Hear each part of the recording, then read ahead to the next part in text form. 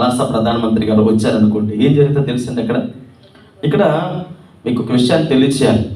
ప్రధానమంత్రి గారు ఈ ప్రాంతానికి వస్తే దాదాపుగా ఆయన చుట్టూ ఉండేటువంటి సెక్యూరిటీ సంఖ్య 3500 మంది ఉంటారంట. దాన్ని ఎస్పీజీ గార్డ్స్ అంటారు. ఆయన చుట్టూ ఉండేవారు ఎస్పీజీ గార్డ్స్ అంటారు. దాదాపుగా 3500 నుంచి 3300 మంది ఉంటారంట. ఆయన 3 కిలోమీటర్ల దరిదాపుల్లో ఎవరిని కూడా అన్నోన్ పర్సన్స్ ఎవరిని కూడా రానివ్వరు.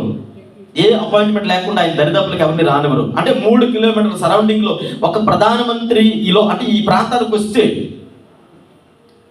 ఎన్ని దేశాలకు ప్రధానమంత్రి అయినా ఒక దేశానికి ప్రధానమంత్రికి అంత సెక్యూరిటీ ఉంటే సర్వలోకానికి చక్రవర్తి అయినటువంటి యేసుక్రీస్తు ప్రభువు వారికి ఇంకెంత ఉండాలి?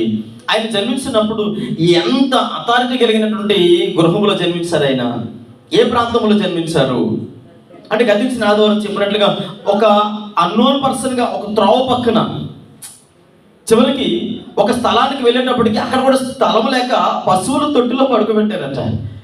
ఎందుకు పశువుల తొట్టిలో పడుకోబెట్టారంటే ఒక వ్యాఖ్యానకర్తలా రాస్తూ ఉన్నాడు. వ్యాఖ్యానానికి చరిత్రకి తేడా చెప్పాను లాస్ట్ సండే.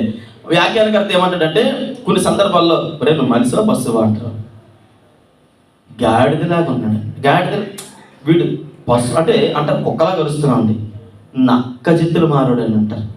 త్రాసు పాములు అంటుకున్నామండి. అంటే ఇప్పుడు నేను చెప్పిన పేర్లన్నీ ఏంటవి అంటే ఇప్పుడు అంటారు కదా, చూడండి గుర్రంలా పరిగెడుతున్నాడండి అంటారు.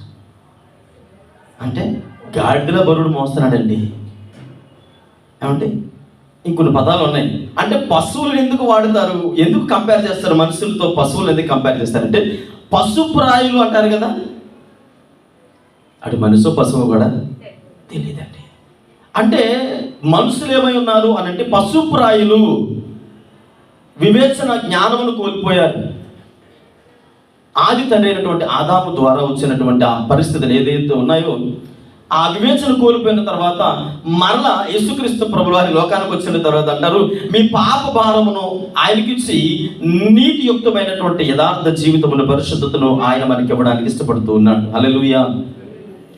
ఈరోజు ఎందుకు అవి మనకి సూచనలుగా ఉన్నాయి అని అంటే ఆ పశువుల మధ్యకి వెళ్ళినప్పుడు ఎలా ఉంటుంది? ఇప్పుడు మనం ఫర్ ఎగ్జాంపుల్ మనం అనుకోండి, మన మధ్యలోకి యేసు ప్రభువు రాకమునుపు మన గుణాలు ఎలాంటివి, మన బ్రతుకులకు యేసు ప్రభువు రాకమునుపు మన ప్రవర్తన ఎలాంటిది, మన ఆలోచన విధానం ఎలాంటిది అని అంటే మన ప్రవర్తన ముందు వేరే, ఇప్పుడు వేరే.